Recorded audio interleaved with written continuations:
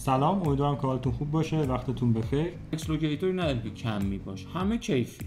اگر یه گرافی میبینین که مثلا اپکس لوکیتورتون 1 میل آندره ولی توی اون نقطه داره ارور میزنه و اونجا تعیین طولتون هست، قطعا شما باید به اپکس لوکیتورتون اعتماد کنید. من یه چیزی میگم، ما قراره این حالا ویدیوها رو قراره همه ببینن. خب ما اینجا کلاس رزیدنتی نیست که ما میگیم مثلا رزیدنت رو توضیح بدیم که ببینید اینو بعد بلد باشی، رسیپروکو بعد بلد باشی. ما جامعه هدفمون که داریم برای صحبت میکنیم دندان پزشکانی هستن که خودمون دارن کار میکنن و در واقع میخوایم اونا بهتر کار کنن. ما اصلا یه سیستمی داریم به نام هنر ارجاع. عمده ترین فایلی که ما استفاده میکنیم توی ایران و فکر کنم توی جهان هم همین باشه، این سیستمی هست به اسم پروتیپر. سیستم پروتیپر اصلش مال کارخونه، این تبلیغ نیست دیگه، این هست دیگه، حقیقتیه. مال کارخونه دنسپلایسترونا بوده، تو سال 2001 معرفی شده. 6 سال تحقیقات روش انجام شده بنا به ادعای خودشون و انقدر این سیستم محبوب بوده که نه تنها تو ایران همه جا داره استفاده میشه. خودم شخصا در اینی که نیکروز باشه هرگاه اینه که فایل نو ببرم. سلیقه شخصی میگم. آره. نظر شخصی عادت و ریتم کاری خودم. من تو بچه‌ها این کارو میکنم چون مریض بچه خیلی میبینم. تو بچه ریسک نمیکنم، قطعاً فایل نو استفاده میکنم.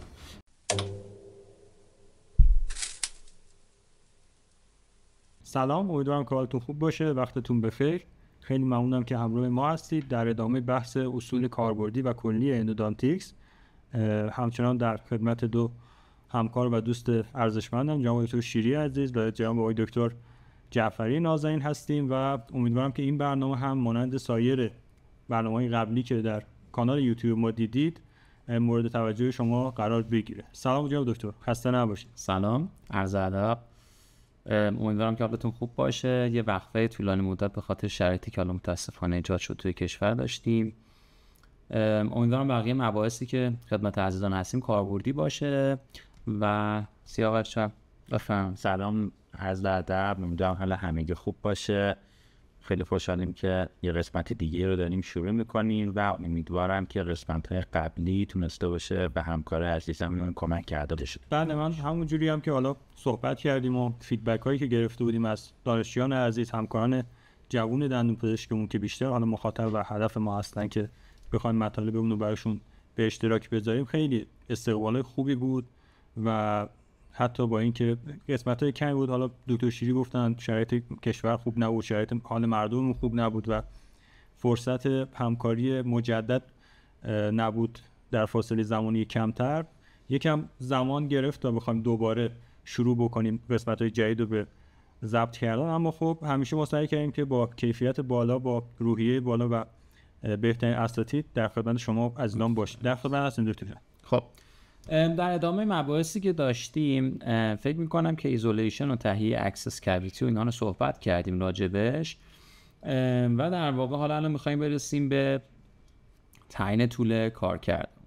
و خیلی وقتا خب ما دانشجوها توی بخش حالا خودمون که زمان دانشجوییمون که در واقع کار میکردیم، حالا زمان ما خیلی اپکس لوکیتور و اینها باب نشده بود هنوز. مثلا بخشی یه دونه داشت، حالا تا نوبت ما میشد عطیان میگفتن رو برو حدودی مثلا از روی عکس پاراللی که داری یه عکسی بگیر و یه گرافی بگیر و ببینیم طول چقدره. ولی به شخصه حالا تو مطلب سیاوش هم قطعا اینجوریه و مطمئنم شاید 90% اندودونتیست‌ها هم که میشناسم هیچ وقت مثلا با گرافی قرار نیست ما یک تعیین طول قطعی داشته باشیم، چون ما یه اپکس آناتومیک داریم، یه اپکس رادیوگرافیک داریم. تو اسلایدها حالا نشون خواهم داد. اصلا من همیشه کسی هم از من میپرسه، دانشجوها هم که میپرسن، میگم بهشون، میگم که ببین تو میخوای بری مثلا موتور روتاری فلان بخری یا فلان دستگاه رو بخری، اصلا مهم نیست. اگه میخوای اندو کنی و اندو حداقل از مسیری که داری میری مطمئن باشی، یه اپکس فایندر قابل اعتماد داشته باش. درست حالا متاسفانه شرایط یه جوریه که توی مملکت بعد 1000 تومان 100,000 تومان بخری، اون مهم نیست. ولی دیگه من نظرم اینه که هر چی اگه میخوان هزینه‌ای بکنن چیزی رو بخرن که قابل اعتماد باشه. حالا ما چون نمیتونیم اینجا نام ببریم با توجه به حالات پلتفرمی که داریم برنامه توش اجرا میشه، ولی خب اپکس لوکیتور رو بگیرن که حداقل گلد استاندارد باشه. همواره یعنی همیشه اون چه که توی تعیین طول مهم هستش اونی هستش که اپکس لوکیتور ما داره بهمون میگه و اپکس رادیوگرافیک به نظر من خیلی قابل اعتماد نیست، ولی این که تو اسلایدها هم جلوتر سیاوش‌جان نشون خواهد داد که اصلا ما خیلی وقتا تو عکس دیگه می‌بینیم زیر دستمون اصلا داستان خیلی آره درست. چون من سیاوش‌جان ببخشید وسط کلام میگم همون چیزی که شما گفتید، حالا توی رویه چند سال گذشته من حتی خب تازه فارغ التحصیل شدیم، خیلی دور نیستیم از فضای دانشگاه.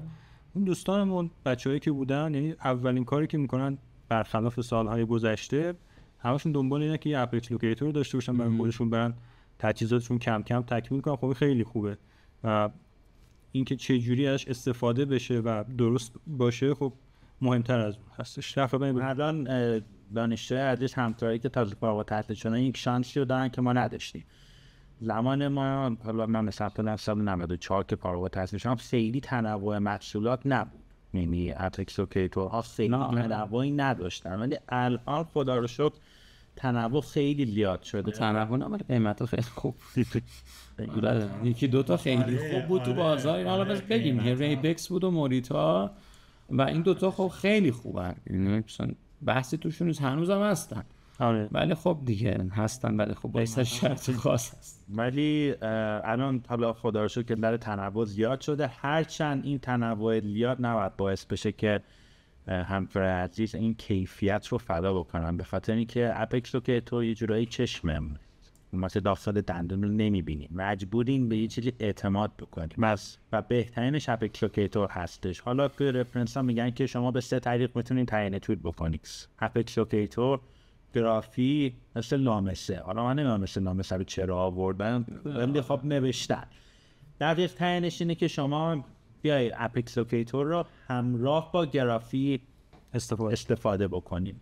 ولی خب موقعی که اپکس لوکیتورتون رو دیگه اعتماد کامل دارین، دیگه میدونیم واقعا دستتون اومده، هماهنگ عصب عضله دستتون اومده، ایجاد شده توی بدنتون که این فایلی که من دارم میرم الان داره اوور میشه و حس میکنین که این اپکس لوکیتورتون بوق میزنه. وقتی اعتماد کامل دارین بهش، دیگه عکس اینیشیال فایل یه ذره شاید دیگه خیلی توجیه نداشته باشه.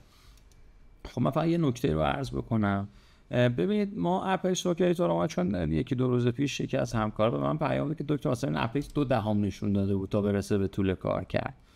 اصلا ما اپکس لوکیتور عددهای اون تو اسلاید نمیشه، عدد میبینید، یعنی عدد همجوریه، کیفیه. مثلا دستگاه اپکس لوکیتور کمی نیست که الان بگه مثلا 2 دهم 3 دهم فلان. خیلی از مثلا من دیدم رنگ. آره میدونم اصلا هر چی اپکس نشون داد نیم کم کن. نمیدونم مثلا از کجا اومده این عددها. ما همیشه میگیم شما پیتنسی بگیرید. علامت پیتنسی تو اپکس لوکیتور اروره، قرمز میشه. وقتی شما یه بار حتما لازمه که پیتنسی بگیریم، مخصوصا تو دندون‌های نکروز. حالا یه سری شرایط وجود داره تو کیس‌های خاص و تخصصی، نمیخوام بحثشو باز کنم، که ما نمیتونیم مثلا در واقع دندون نکروز ریتریت اچسش پیتنسی بگیریم و یا مثلا آبشوری بکنیم از بغل مثلا کوتاه من کافی چیزی داده، میفهمید که خیلی دیگه لترالی بوده من نمیتونستم. بنابراین شما اگه اونو واقعا با عکس چک کنی، هی بعد فشار بدی فایل تو و در اون اپیکال پرفوریشن ایجاد میکنی. من اینو بگم همینجا، ما اپکس لوکیتوری نداریم که کم میباشه، همه کیفی. ما بعدی پیتنسی بگیریم، بعد از که پیتنسی گرفتیم قرمز شد ارور داد، دستمون در واقع میاریم بالا، از ورک لنگثمون کم میکنیم تا حالا من خیلی راحت تر بخوام بگم سبز پر، یعنی خونه سبز پر ما رو اپکس لوکیتور ما پر شده باشه، اون میشه طول کار کرد. حالا اینکه نیم کم کنیم فلانی گفت نه حرفای دیگه همین جوریه، یعنی رفرنسی من ندیدم بابتش که آقا شما هر چی اپکس لوکیتور نیم کم کن، نمیتونیم این کارو بکنید. چرا؟ چون اپیکال کانستریکشن برای ما مهمه و در واقع اپکس اونجا رو داره به ما نشون میده و ما موظفیم و نه کمتر و نه بیشتر از اپیکال کانستریکشنمون ابژوریشن انجام بدیم. و اگر بیشتر شد بله ما داریم اپیکال کانستریکشن رو تخریب میکنیم. مثلا میمونه که من میخوام دیوار، در واقع یه دیواری دارم میخوام ساعت بزنم، خب یه میخ اول که دارم میزنم دارم ساعت رو در واقع دیوار رو تخریب میکنم، ولی که ساعتی که میخ دوم میزنم هی دارم تخریب رو بیشتر میکنم. حالا این میتونه بدتر باشه، راهکار داره همش، ولی بهتره که به صورت حداقل در واقع تهاجمی ما برخورد کنیم. و خیلی وقتا بارها شده من رو دندانی کشیده شده رو سر کلاس‌های خودم که میگم بهشون، به بچه‌ها نشون میدم ببینید اگه شما قرار اینو با رادیوگرافی چک کنید 2 میلیمتر بیشتر میشه، اووره، مریض درد داره، من فهمیدم مریض من درد داره، من مثلا خوب اندو کردم. یا ممکنه که تو اصلا تو استخوان تو فاز پریودونشیومی نمیدونی که چی شده، که یکی از عوامل البته هستش. یه عکس خیلی جالب تو کتاب فکر می‌کنم ترابی نژاد اگه اشتباه نکنم سیاج توضیح راجع به این میدی. خب اگه شما از یک نمای سمت چپ نگاه بکنین، فایل اولیه‌مون که داره رد میشه، حالا فکر بعیدم میدونم فایل اولیه باشه، موقعی نمونه است. موقعی که ما از این نما نگاه میکنیم، این نما رو اگه شما رادیوگرافیشو تصور بکنین انگار تیپ تو تیپ سمت چپ عین طول دقیق بوده، هیچ مشکلی هم نداره.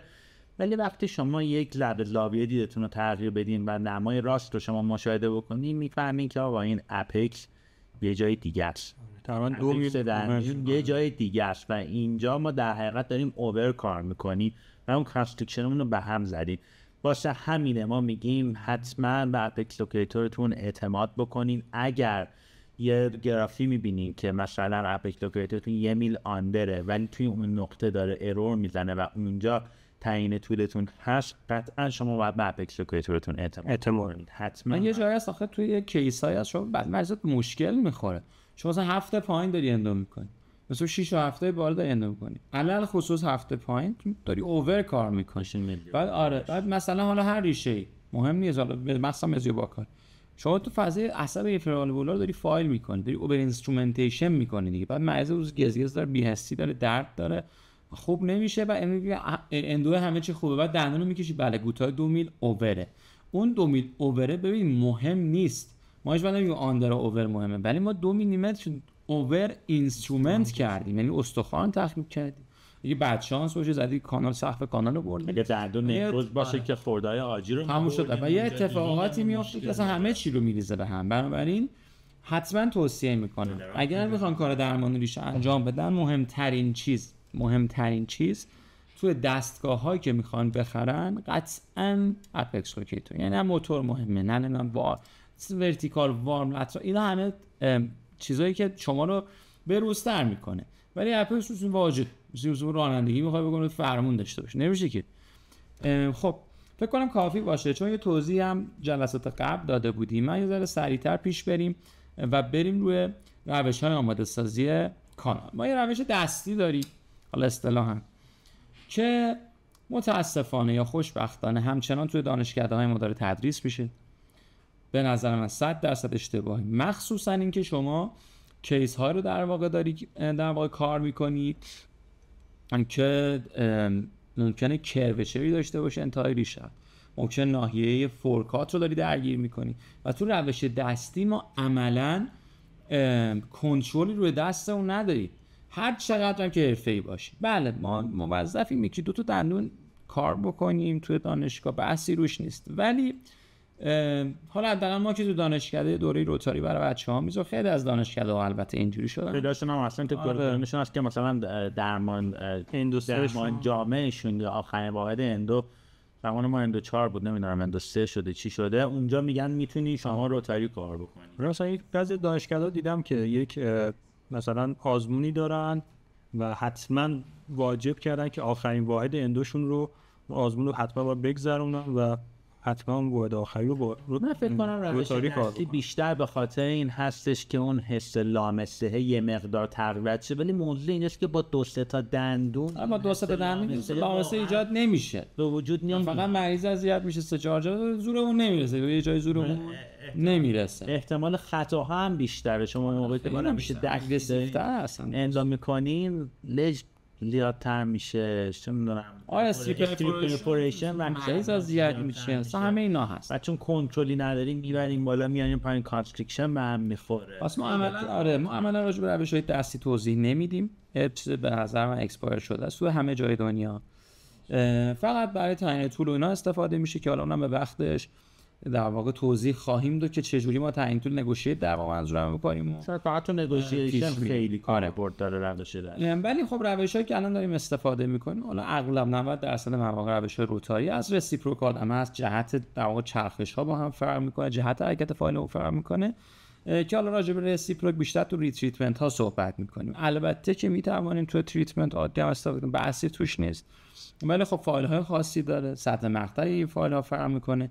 من یه چیزی بگم، ما قراره این حالا ویدیوها رو قراره همه ببینن. خب ما اینجا کلاس رزیدنتی نیست که ما می‌خوایم رزیدنت رو توضیح بدیم که چون اینو باید بلد باشی، رسیپروکو باید بلد باشی. ما جامعه هدفمون که داریم برای صحبت میکنیم دندان پزشکانی هستن مثل خودمون دارن کار میکنن و در واقع میخوایم اونا بهتر کار کنن.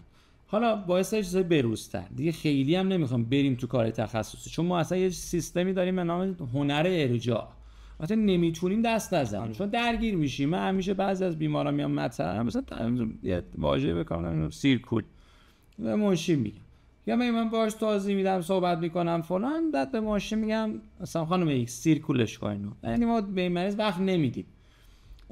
حالا بده هزار دلیل، مثلا سیستم کاری من با این مریض اوکی نیست. یکیش مثلا اینجوری بخوام مثال بزنم، مریض روزم داریم هم اتفاق هفته پیشم یک ماه میاد مطب من میره و چند تا درمانیش واسش انجام شده، این دردش خوب نمیشه، جای دیگه انجام شده، میاد هر چی دلش میخواد به اون دکترا میگه، هر روز مطبه من فلان، این سیستم رو نمیخونه به این.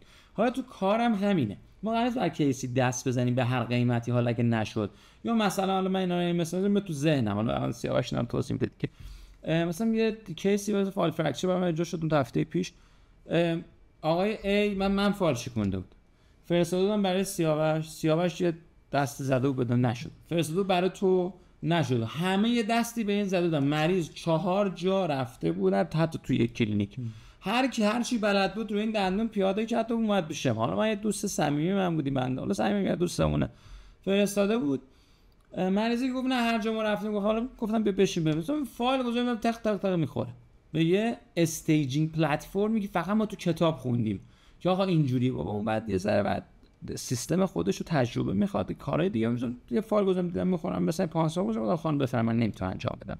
یه هنر ارجاع، مثلا بد و بدتر نکنیم، مثلا غذای سوخته میمونه که شما آب بریزید رو قابل من عوض کنید، سوخته دیگه معلومه سوخته. بنابراین سعی کنیم که اگر میبینیم کیسی سخته یا نمیتونیم دست بزنیم، سخت بودن فقط کرو نیست، خود مریضه دهانش باز نمیشه، نمیدونم مریضی هستش که بهتره سریعتر براش کار انجام بشه، ارجاع بدیم. سیاوش جان بفرمایید.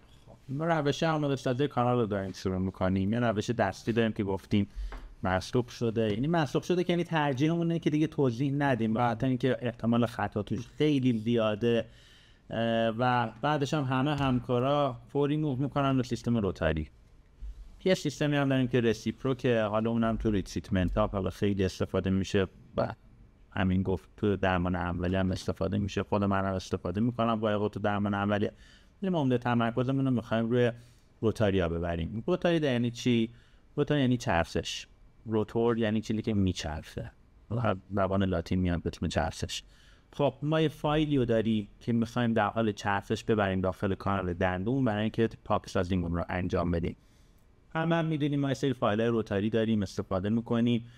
خب حقیقتش اینه که ما راجع به این فایل باید یه ذره آگاهی داشته باشیم. ما هر چیزی که داخل دهان و دندان میبریم یعنی باید راجع بهش آگاهی داشته باشیم که بدونیم جسم خارجی کنیم چیکار نمی‌کنیم، اصولش چجوریه. ما اجازهش میدم. ما یه سری فایل داریم الان اینجا، هر کارخونه یه فایلی برای خودش زده و هر کدومشون هم سیستم خودشونو دارن. چه میدونم کارخونه FKT یه دونه مثلا سیستم زده ریس، همون ریس باز چند تا زیرساخته داره، بایو ریس داره، سیستم‌های مختلفی داره. عمده ترین فایلی که ما استفاده میکنیم توی ایران و فکر کنم توی جهان هم همین باشه، سیستمی هست به اسم پروتیپر.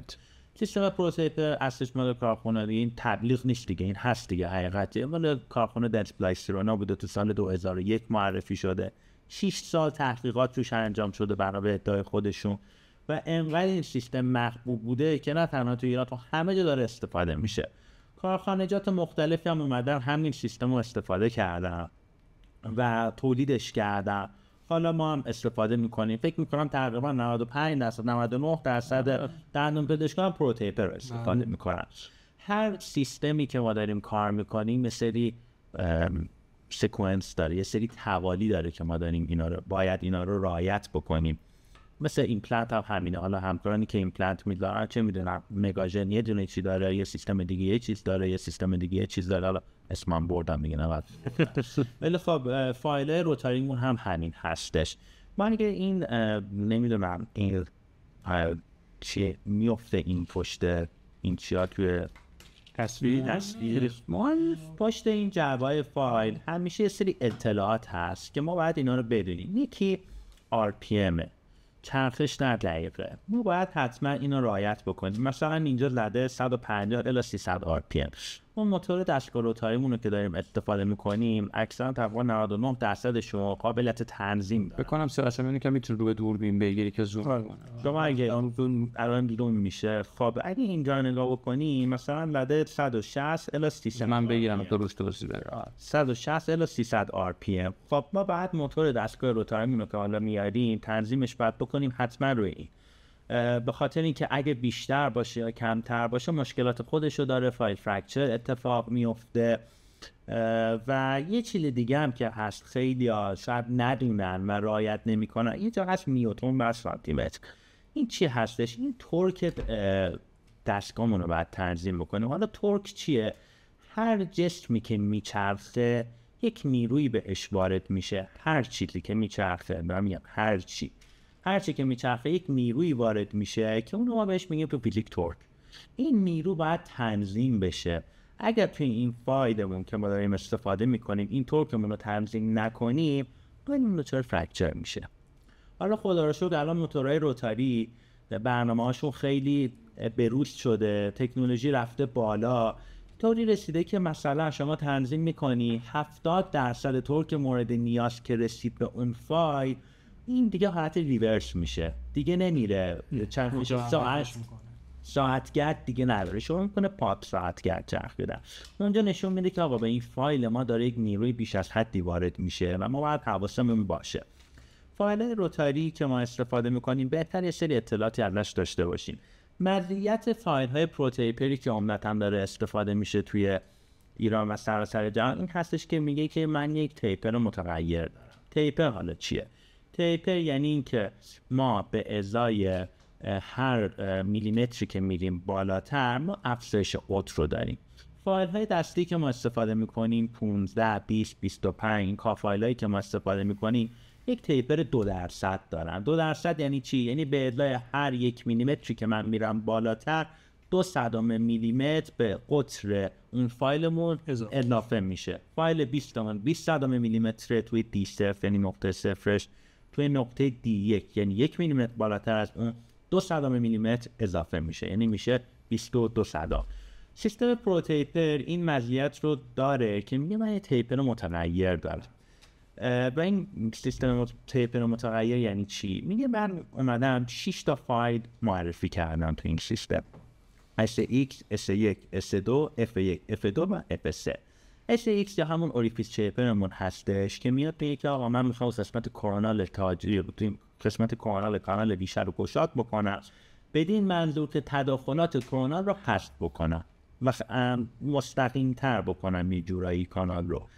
سیستم فایل S1 و S2 که شیپینگمون هستن یک تیپر متغیر جالبی دارم. میگه توی 4 میلیمتر اپیکال فایلم من یه تیپری رو دارم که هر چقدر میرم بالاتر از این تیپر بیشتر میشه. به چه منظور؟ برای اینکه بتونه یک پاکسازی خوبی رو انجام بده و تداخلات کورونالی هم همچنان حذف بکنه. ولی توی F1، F2 و F3 میگه من تیپرم فرق بکنه. توی 4 میلیمتر اپیکال من یه دونه تیپر دارم، یه تیپر خاص دارم. مثلا F1 میگه من F2 مثلا میگه من 25-8%. اون 8% فقط 4 میلیمتر اپیکاله. توی این 4 میلیمتر اپیکال 8% هر چقدر میاد بالاتر این تیپر کم میشه. تیپر کم میشه به خاطر اینکه توی این فایل های فینیشرمون ما باید خیلی مواظب باشیم که استریپ پرفوریشنی انجام نشه، بیشتر از حد ما آج بر نداریم، واسه همین این تیپر رو کم میکنه. خب سکانسش هم دیگه حالا مثلا یه چیزی بگم، منظورم این که از اینکه تیپر کمتر میشه این مثل قطر فایل کم میشه، نه از حالت انگار این مخروطه اینجوریه، حالا من دارم این مخروطه جمع ترش. حالا منظورم اینه چون مثلا من اولین بار که خودم تو کتاب دیدم اینا تو سوال بود چرا اینجوریه، چرا تو فینیشینگ ها، چون مثلا اس و اف که میگیم F1 F2 F3 یعنی فینیشینگ، اس ها یعنی شیپینگ. خب اینا برای این تیپره این اینجوری گلدونی تره، کمتر که میشه میاد تو فینیشینگ ها. این یه نکته دیگه SX اون اوریفیس شیپری که حالا عزیزان یادشون باشه توی اکسس ها ما گفتیم سکندری اکسس داریم، خب که در واقع یک سوم کرونالی کام اون سکندری اکسس با SX سهل میشه. حالا بعضی از همکارا میگن نه ما اول SX یعنی بعد SX میام، چون SX احتمال شکستن داره مثلا. مهم نیست، مهم اینه که ما اون ابتدای کانال رو بتونیم گشاده کنیم سکندری اکسس که معمولا در واقع اون اوریفیس شیپر ها انجام میشه. سکونس های فایل های روتاری ببینید خیلی در واقع متفاوت، مثل آشپزیمون هر کسی ممکنه یه غذا رو یه جوری درست کنه، خب به دست اون طرفه. ما هم چیزی خودمون کار میکنیم. من قبل از ضبط داشتیم با سیاوش گفتم تو چی کار میکنی من چی کار میکنم، اصلا همین ما دوتا با هم کارمون فرق میکنه. با این توی دانشگاه درس خونه صمیمی هم دیگه مثلا فرق میکنه سیستم کاریمون کاملا، خیلی هم فرق میکنه. اصلا نه اصلا عادت هست، اصلا تجربه هم اتفاقا نیست چجوری راحت تری. خب دیگه من ماها اندویا انقدر خودمون درگیر این داستانای ریشه و کانال و اینا هستیم دیگه، زیاد دنبال تنوع ما اینجوری ما شاید بقیه اینجوری نباشن. خب دیگه توی عادت میگم میگم اونو میریم ادامه میدیم. ترکیب برنده رو دست آره دیگه ترکیب برنده باز چی باید دست بزنی؟ آفرین. توی فارسی هاشو میخوانم ما فایل هامون حالا گلد داره، بلو داره، نمیدونم سیلور داره، آلیاژ ها هستش. ما اصلا خیلی بس پیچیده ایه. فقط همین قبل بدونید که آقا فایل های گلد معمولا برنده ترن، فایل های بلو اینها معمولا انعطاف پذیرتر هستن. خب حالا نه تو همه سیستم‌ها ثابت نیست. الان دیگه دارم به این سمت میرم که از ریجیدیتی فایل ها کمتر بشه که مثلا شکستنشون کمتر کنن و کلا اگر یه فایلی گلده قرار نیست دیگه فلکسیبل نباشه، فایلی بلو هستش قرار نیست برندگی نداشته باشه. خب اینو داشته باشه. چون نکته بعد اینه که ما حالا توی بلو هم که ان شاءالله هندز آن رو یه چند دقیقه شروع خواهیم کرد توضیح خواهم داد. ببینید همیشه ما زمانی میتونیم موفقیتمون رو ببریم بالا توی درمانش که پاکسازی. ما چرا داریم میگیم ببخشید آماده سازی بتونیم خوب بشوریم اون ناحیه رو، خوب بتونیم شستشون رو انجام بدیم. برای اینکه شستشون بتونیم انجام بدیم ما نیاز داریم، مثلا دارم میگم اون عدده، یه فضای با قطر 1 میلیمتر رو برسونیم به یه فضایی با قطر مثلا 2 میلیمتر 3 میلیمتر. محدودیت داریم، نمیتونیم برداریم مثلا یه دونه دندون یک پایینو قدیما اینجوری بود، شما یه ریشه های اندوهایی میدیدی، اندوهای مثلا خوشگله نمیدونم خیلی با تیپر بالا فلان، هنوزم بعضیا اونجوری کار میکنن. نسل ما اینجوری نیست، اصلا اینجوری نیست. ما اومدیم سیستممون رو ببینیم. ما تو کتابا همه خوندن کلینینگ اند شیپینگ، ما الان کلینینگ فور شیپینگ شیپینگ فور کلینینگ شدیم دیگه، کلینینگ اند شیپینگ نیستیم. خب ما داریم شیپ میکنیم که بتونیم خوب شستشو بدیم. حالا میایم جلوتر تو سرعت‌های سایدونتد روش‌های شستشو اینا رو توضیح میدیم. بنابراین دیگه اون اندوهای نمیدونم قطور فلان اصلا تموم شده، چون اینا 3 سال 4 سال 5 سال بعدش میشه VRF و مرز دندونجات بکشه. خب این از این. توی در واقع فایل هایی که ما استفاده میکنیم خب شماره های مختلف SX SX2 F1 F2 F3 این سکونسش خود شرکت گفت، شرکت که پورتیکر خب گفت آقا بیا من این فایل رو به تو میدم تو همین سکونس رو برو. حالا ماها سیستماشو تغییر میدیم. سیاوش مثلا اول SX رو میبره بعد اوریفیس شیپر میبره. میگم چرا این حرفونو اونم که اون SX بشکن نمیتونم بایپاسش کنم. راست میگه من آقا SX رو نمیتونم بایپاسش کنم. خب چون اول اصلا بسم الله الرحمن الرحیم شکسته. یه بنده خدا یه جایی گفته مثلا SX رو خیلی راحت میتونم بایپاسش کنم. این داستانا فرق میکنه یه ذره. ولی من همیشه سعی میکنم سیستمی رو پیش ببرم که اگر خدای نکرده کامپلیکیشنی برام اتفاق افتاد از تمیز بودن کانالم حداقل مطمئن تر باشم. SX تیپرش از همه بالاتر، یعنی اون حالت مخروطی ترش، حالا تو فایل های دقیق شیپینگ دارم میگم، تو فایل های مخروطی ترش حالت مخروطیش بیشتر از همه است. بنابراین من دارم اونجا اکسس دوم که تغییر میکنم، بعد SX راحت تر میشینه تو کانال. استوی من راحت تر میشه. تو ما انواع شکستن فایل داریم، یکیش تورشنال فتیگ کاری نداره، یعنی 1500 بار از یه آدم هم استفاده کنی اون تو میمیره بنده خدا. فایل هم همینه دیگه، استفاده یه تو بالاخره میشکنه که فتیگ میشن، به در واقع میگن سیکلیک فتیگ فایل. خب ما یه تورشنال فرکچر داریم. تورشنال فرکچر چجوریه؟ فایل من میچرخه این نوکش گیر میکنه، این نوکه که گیر کرد نوک نمیچرخه، بالا میشه تق میشکنه. خب بنابراین من هر چقدر بتونم در واقع بالا رو گشاد سازی بیشتری انجام بدم، فایل من نفوذش راحت تر خواهد. چرا میگم این سکانسی که الان جلوتر توضیح میدم؟ این سکانسی که مثلا من دارم که تو جواب داده، من دانشجوام میام تو کلاس خودم میگم ما یه سیستم داریم به نام پدر بزرگ و پدر و پسر توی هر کدوم این خانواده ها. چجوری داستان؟ یه مثال یادتون نره، حالا شما که یاد میمونه، کسی که دارن گوش میکنن یادشون نره. موقعی که دعوا میشه یا اصلا چیز خوبشو بگیم، نه یه خوبه نداره، مثلا خواستگاری قدیما اینجور یه دعوا میشه، شما بعد بابات میره جلو دیگه، اصلا شما باشی بابات اول میخواد بازو قضیه رو حل کنه دیگه، تموم شد. بعد دیگه حل نشه شما بعد میری دعوا میکنی. درست مثلا که راجعش دارید. خب من میگم آقا اول فایل بزرگتر ببرید، یعنی استوی من از اس که من فایل شمارش بالاتره، فایل بزرگتری هم هست. خب من اول استوری میبرم، راهو برام هموار کنه، بعد میام اس1.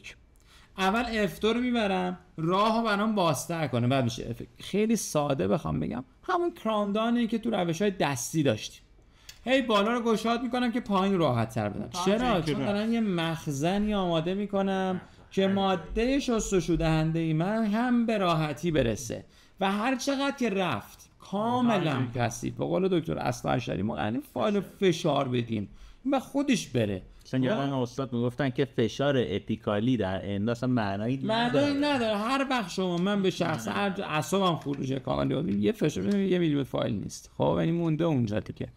بنابراین این سکانسی که من خودم همیشه حالا رو هندز آن توضیح میدم بهتره به نظرم، این سکانسی من خودم استفاده میکنم، ولی باز دارم میگم استاد به استاد فهم کنه، همکار با همکار فهم کنه، ببینید چه سیستمی راحته. یا بعضی اصلا ما بر اساس پروتوتیپر داریم میگه فایلی که داره به فایل هامرز هستش. خب حالا فایل شرکت‌های دیگه هم همینه، اینا خودشون سکانسی تهیه کردن. ممکن اصلا یه شرکت دیگه بیاد بگی که آقا نه تو اول این فایل رو ببر بعد اینو ببر، اون دیگه خودشون میدونن. این چیزی که ما داریم آموزش میدیم بر اساس این سیستم هستش. خب این از روتری زیاد بحث نکنم راجبش، توی هندز آن کامل توضیح میدم. جان چیزی من فکر کنم جا موند، اصولی که میخوایم استفاده میکنیم دو تا نکته رو باید همواره ما یادمون باشه. یک، فایل روتاری که میبریم داخل کانال بعد در حال چرخش بره و در حال چرخش بیاد بیرون. دو، فایل روتاریمون به هیچ وجه نباید داخل کانال ثابت بمونه، یعنی ما همینطوری بذاریم بچرخه، هی بالا بعد اپندامش بکنیم. این از این. و نکته خیلی مهمتر اینه که همیشه همراه با ماده شده‌اندم.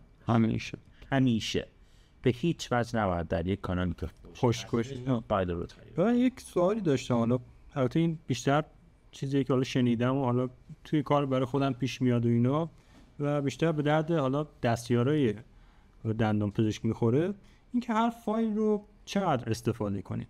حالا بعضی میگن پره داره هر بار استفاده کنید یه بار بکنید، بعضی میگن توی کانال دندون 6 کرو داره مثلا به جایی که مثلا روش زده 8 بار استفاده کنید 2 بار استفاده کنید بنداز دور. یکی از این هیچ قانونی، حالا من نظر من سیاوش میگم، هیچ قانونی برای این داستان وجود نداره. یه وقتی میبینی تو حالا شرکت‌ها و نمیدونم میگه مقاله و نمیدونم فلان اینا آوردیم ما مثلا با این مثلا 30 تا کانال دیدیم، مثلا 30 میلیارد حالا 3 کانال رو 10 تا اصلا میرسید.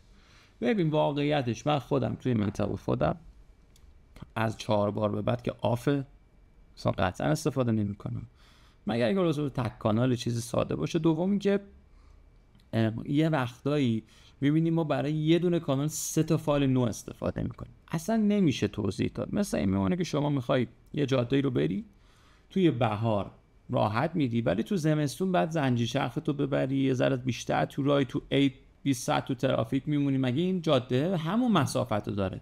ولی تو داری هی سختی اذیت شدن نشدن شرایط مسیر فرق میکنه. اصلا هر کی به شما گفت، اصلا من یه روزی شرکت زدم گفتم که آقا این فایل های من رو شما در 20 تا دندان میتونید، چرت محضه. خب خیلی راحت بگم هیچ قانونی وجود نداره که شما یه فایل رو، چه من استاد عزیزم تاج سرم دکتر دلورانی سینگل یوز یه بار استفاده میکنم، بهشون دکتر نکنین کار، میگه همین تو چیکار داری، من دارم استفاده میکنم. یه بار یه فایل استفاده میشه اوت تمام. یه همکاری هم داریم انقدر استفاده میکنه که میگه حالا تاش بعد بشکنم اینو بندازم دور. ببین هم یه به نظر من حرف مسخره‌ایه. بالاخره بیمار دیگه، مگه ما چقدر برامون هزینه داره این فایل؟ خب من هیچ وقت نمیگم چند بار استفاده کنید، بر اساس شرایط دندون ما نظر میدیم. و این پرو اینا رو حالا من خیلی وقتا ما در میارم، این پراشون جلو دیدمو داره میگیره. من دستیارم خودشون تو مطب کاملا اکسپرت شدن، میگن فایل یه بار بده، یه بار میده، دوبار استفاده شده دوبار بده، نو بده. اینا یه ظرفای مخصوصی دارن، خودشون میدونن چیکار کردن. ما پره اونو علامت و اینا نمیزنیم که وقت قاطی بشه. من یادم رفت علامت مطلب شلوغ و دو مثلا علامت بزن نزد. خب بنابراین من خودم یه وقتی توی کیس 3 تا فایل نو استفاده میکنم، توی کیس هم نه یه فایل 4 بارم میبرم. خیلی وقتا بسته به شرط دندون. من اصلا خودم شخصا دندونی که نکروز باشه هر جا منی که فایل نو ببرم. سلیقه شخصی میگم. آره عادت و ریتم کاری خود من تو بچه‌ها این کارو میکنم، چون مریض بچه خیلی میبینم. تو بچه ریسک نمیکنم، چون قطعا فایل نو استفاده میکنم. فقط من اینو یه توضیح بدم، چون یه سری آدم میرن که اون دندانپزشک نباشن. ببین این فایلی که ما میگیم یه بار استفاده، دو بار استفاده، همه استریل میشه، اینا قابلیت استریل شدن دارن. یعنی همه وسایل دندانپزشکی که ما استفاده میکنیم 80-90% رو قابلیت استریل شدن دارن. یه وقت سوء تفاهم برای کسی ایجاد نشه، مثلا ما 3 بار این مریض رو دیدیم و 3 تا فایل نه خیر، اینا استریل میشن، دوباره قابلیت استفاده یک بار مصرف ما فایلی نداریم، مگر بعضی از سیستم ها که خودش مثلا سیستم رسیپرو که در واقع BDW میگه ببین من به تو گارانتی یه بار استفاده رو میدم، سینگل یوز تمام. حالا خاصی دوباره استفاده کنی یا 20 بار شکست به من ربطی نداره. ایران متاسفانه بی در پیکره. کشورهای دیگه شما وقتی فرکچری میدی، ما یه فرکچری داریم تحت عنوان داکتال فرکچر. خب یعنی ساختاری مشکل پیدا کرده. من میگم من فایل نو بردم تو کانال شکست، مریض رفته از من شکایت کرده. حالا اینکه این قانون اصول نیست من کاری ندارم. خب حالا مریض رو شکایت کرد، اونجا فایل میفرستن کمپانی، یا آقای کمپانی ایکس شما این فایل تو بررسی میکنن ببینه آیا اون تو اون کارخونه که سوتی داده اینجوری شده یا نه. دندانپزشکی اصلا اینو 30 بار استفاده کرده، من گفتم نه من نو استفاده کردم. کسی نمیتونه ثابت کنه نو بوده یا نه. برای حواستون باشه کار ریسکی انجام ندید.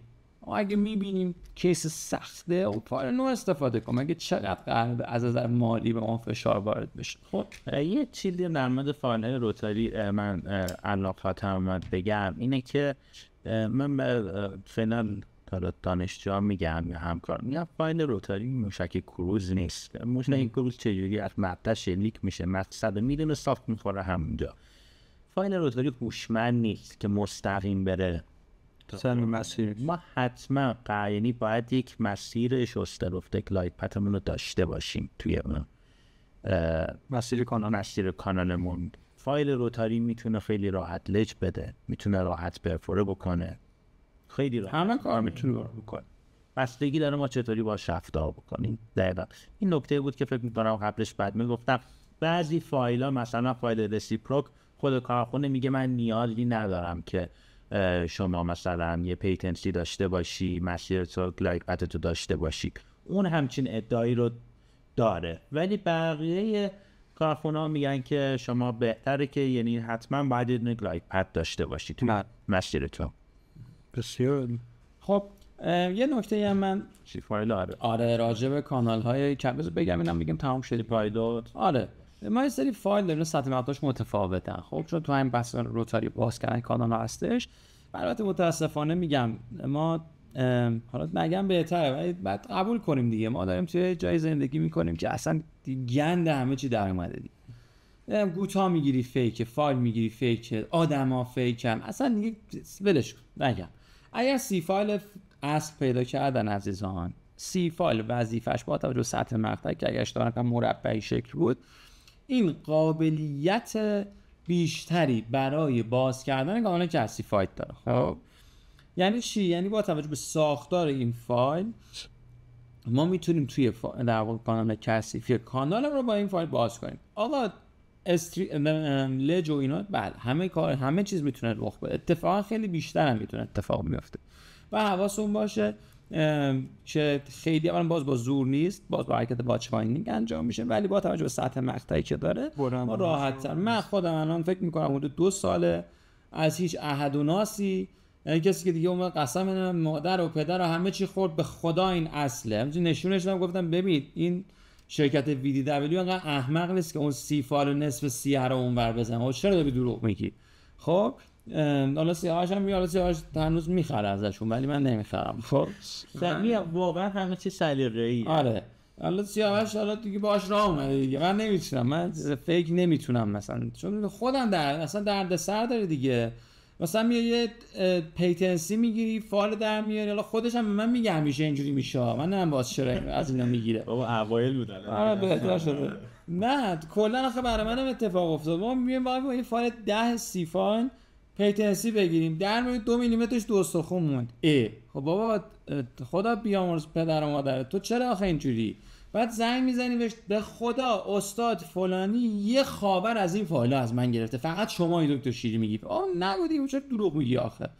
فقط من یه نکته رو بگم، فایل سی فایل ها یا سی پایلت ها اینا سی پلاس هم دارن که اصلا دیگه کشور ما رنگشو نمیبینه، ما در پراید و پیکان نمیتونن. سی فایل های شماره بینابینی دارن خب که در واقع فایل شماره 12.5 ما به اصطلاح 12 که این که میگی که تو هنوز استفاده میکنی، من هرچی من یه اصلا گرفتم رو میگیرم. نه من تو 10 و 15 نمیگیرم. آخه 12 هم فیک میده. آخه اینا ببین واقعا یه سالات ممکنه بریزن دارن پلتفرم فرق میکنه، خب خیلی اونجا خدا رو شکر اینا نفوذ ندارن، تعارف هم نداره که نفوذ داشته باشه. همه نمیگم همه تجهیزاتیان هم خیلی گلن، ولی بعضیاشون اینا چون تو استانبول اینا هم هست این فایل ها، خب اینا چیز داره گرید بندی دارن، مثل چه میدونم ماشینایی که میفرستن ایران داغون ترینشو میفرستن، حالا چی رو میگم اینا هم همینه. ممکنه طرف بره بگه این اصله، راستم میگه اصله، ولی مثلا پایین ترین گریدش رو بخواد بگیره. خب شما یه اندودونتیست، ما حالا آخرین نسل اندویایی بودیم که این سی فایل اصل رو دیدیم، اونم تو دانشکده فقط دیدیم. خب اصلا زمین تا آسمون فرق میکنه این پلتفرم، خیلی نگیره من قایمش میکردم اصلا خیلی کسی بر نداره. اصلا میتون مثلا هلو باز میکرد، اصلا کیف میکردی. الان فایل ده رو میگیری اینجوری کج میشه. اصلا که ویژگی ها این فایل بود که اسم این چیز چی بود سیاوش، اسمش رو یادم نمیاد، یه حرکتی که تو فایل های معمولی بود تو فایل سی فایل اتفاق نمیفته که فایل شکم میداد، نمیدونم اصلا اونه شکم نمیدادن، اینا بسش بازی میکنه. اصلا داستان داره. من پیشنهادم اینه که سی فایل استفاده نکنن، همون با فایل خودمون تازه اونها مانی اصل پیدا کردن. آره ببخشید من ناامید نمیکنم کسی رو، ما داریم تو ایران زندگی میکنیم، ناامید بارمون آورد. حقیقت رو بگیم دیگه تعارفی نداریم باشه.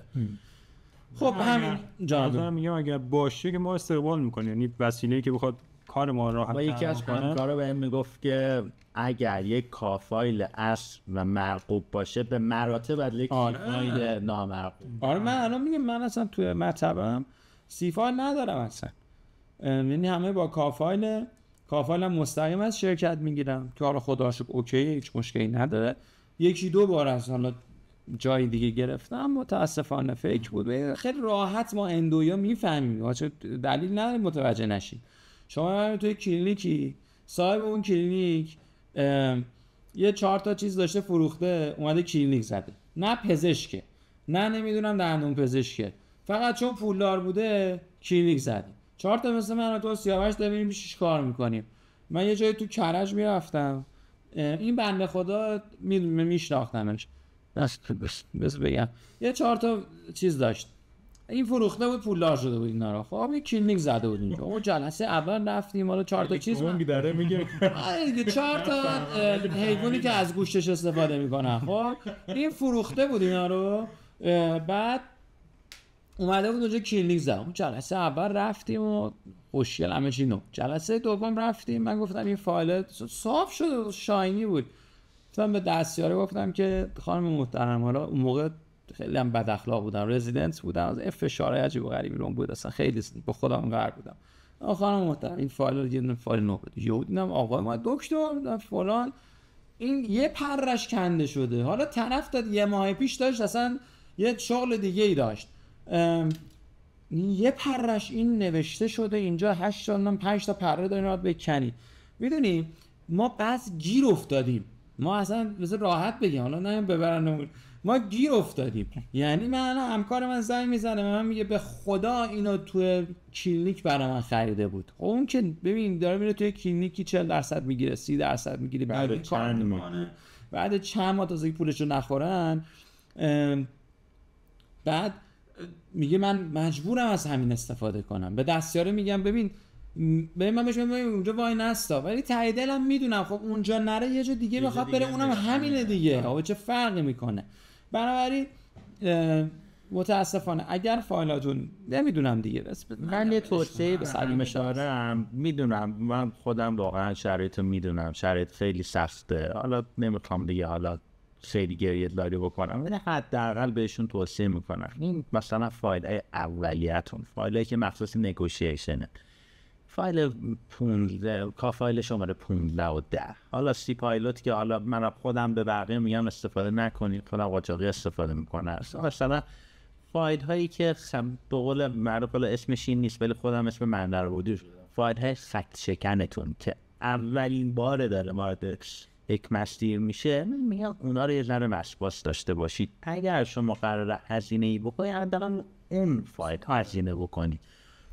فایل سی من میگم اهمیتش خیلی کمتر است، 30 دستی خیلی اهمیتش کمتر از 10 و 15 دستی هست. این 10 و 15 اولین فایلی که وارد کارم داره میشه، همه استرس روی این فایله. من میگم حداقل کاش که حداقل کلینیک‌ها این وجدان رو هم داشته باشن که حداقل این فایل‌های خط شکن و یه ذره کیفیت مرغوب تحویل همکارای عزیزمون بدن. البته میگم واقعا شرایط خوبی نیست، نمی‌کنن و گوش نمی‌کنن، هر چیز دیگه اصلا بنده خدا. ما چند وقت پیش تبلیغ دیدم تو اینستاگرام، طرف اصلا تور میبره این ور اون ور، نمیدونم حالا ماشین تبلیغ میکنه فلان، با یه عزیزی داشت، حالا من این شناختمش اینو 4-5 سال پیشه که من معرفی کرده بود به ایشون که برم کلینیکشون مثلا اندو کنم. طرف مثلا حالا نمیگم ماشینش چی بود و اینا، این ماشین میدونید برای کیه؟ این نمیدونم میدونید ایشون نمیدونم دکتر فلانی هستن کلینیک فلانجا. بابا آخه تو آخه من میدونم دیگه، من میدونم پول چند نفر از دوستای منو خورد، من چی میدونم که خب چون نمیگم دیگه، چون اون بلاگری که داشتون تبلیغش آدم معروفیه، آدم بعدی هم نیست خدایش، من چیزی بعدی ازش نید. بعد اینو نشونده و بغلش این هم یه دونه عینک روز زده بود، عینک نمیدونم نصفی زرد نصفی سفید و کوچ شلوار و اینا. ما نگفتیم مثلا ما ماشین ما برید آفرود فلان، اونجا نشسته بود دکتر هم میبست به این، اصلا نه دکتر نیست یارو اصلا. خب بنابراین تو چه دلیلی داره؟ خب اصلا من همکار من بنده خدا تازه فارغ التحصیل شده اومده داره میره توی اون کلینیک کار میکنه، به مشکل میخوره، این دیگه پشتش نیستش، اصلا مریض مثل این تجربی‌ها میمونه، میذارن مریض رو میترکونن، هیچ جایی برای شکایت وجود نداره از اینا، اصلا نمیدونید به کجا برین شکایت کنی ازشون. خب به خاطر این من پیشنهادم اینه، اینو همینا رو گفتم، میدونم خیلی وضع خرابه، میدونم اوضاع اصلا خوب نیست، درآمدی فلان همه چیز، اگه میتونید مطلب خودتون رو بزنید. یعنی من واقعا هنوز البته همین جوری هم، من هنوز تراکتوری کار میکنم، اصلا انگار یه روز میمونم خونه اصلا انگار اتفاق بدی افتاد، واسه یه مریضی ساعتی وسط برق میره من عذاب وجدان دارم. آره چون معمولا که برق نداریم، اون موقع که برق هست عذاب وجدان دارم بیشتر. ولی کلا اگر میتونن ولو شده اون روزی 10 تا مریض بیمه که تو کلینیک دارن میبینن و بکننش روزی 2 تا مریض، ولی اون روزی 2 تا مریض رو تو مطب خودشون ببینن. به خدا یه 6-7 ماه خاکخوری داره، یه سال خاکخوری داره، ولی مریضتون براتون مریضه، مریض میفهمه کیفیت کار خوبو، اصلا شک نکن مریض این رو متوجه میشه. من یکی از دوستای خیلی عزیز و دوست داشتنی ها نام نمیبرم، یه پیروز استوری، من نمیگم چون اندو همش بخوام اندو بگیم مثلا حوصله‌شون زنی، استوری گذاشته بود مثلا مطلب خود من یکی میاد، ما میخوام مثلا وقت بدیم، من مثلا میگم مثلا حالا نمیگم تایم مثلا تا کی پره کنم، بحث اصلا این نیست، میاد میگه آقای دکتر الان انجام بده، هیچ کسی تو مطب نیست، فقط این خانومه نشسته اینجا داری مثلا بی اس زدی. میگم نه براتون وقت روسه. ولی مریضای من مگر اینکه خدا نکنه اتفاقی نیفته، حالا برقی نداره چیزی نباشه، با 5 دقیقه 10 دقیقه تاخیر همیشه میشینن. قبلا که تو کلینیک کار میکردم مریض ساعت 2 میومد 5 میومد تازه من کارشو شروع. حداقل احترامم به مریض نمیذاشتم. خب نه که نذارم، این دست من نبود، ولی تو مطب اصلا اینجوری نیست. بعد این مریض وقتی میبینه تو داری بهش احترام میذاری برات دوره مریض میاره، بعد کم کم این سیکل راه میفته. خیلی بهتر از کار کردن تو 4 تا کلینیک به درد نخوره. من اصلا نمیگم که جایی که همکار دندان پزشک اونجا مدیر مسئول مؤسسه اون خاک خورده میدونه چیه، اصلا بحثی نیست. ولی اینکه یاردان قلی خان از کجا فلانجا مثلا پدر بزرگش توی تای کرج زمین داشته فروخته اومده حالا کلینیک زده که دیگه دلیل نمیشه ما بخوایم به حرف اون گوش بدیم. بریم دیگه بیان تو خاطره گفتی من یه خاطره نمیگم.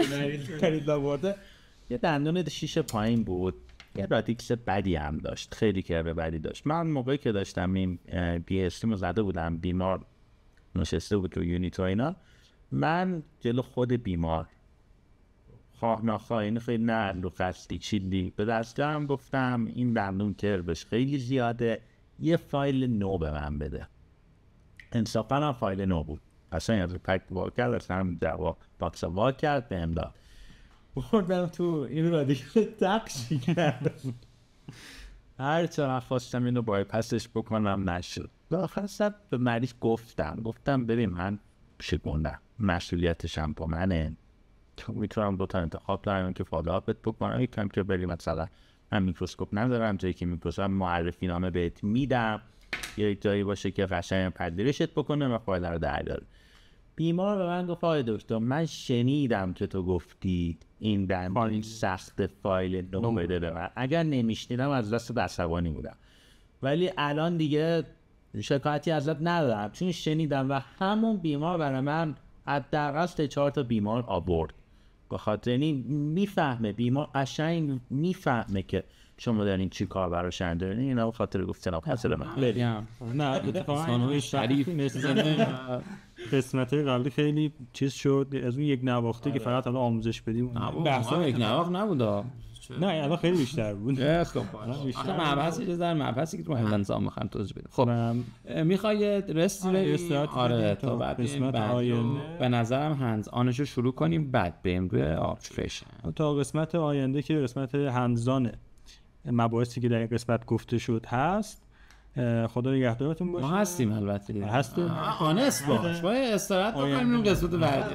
مثلا خدا میکنه لباس ما هستیم یه استراحت بکنیم بعد بریم تا بعدی. ممنون. خدا نگهدار. خدا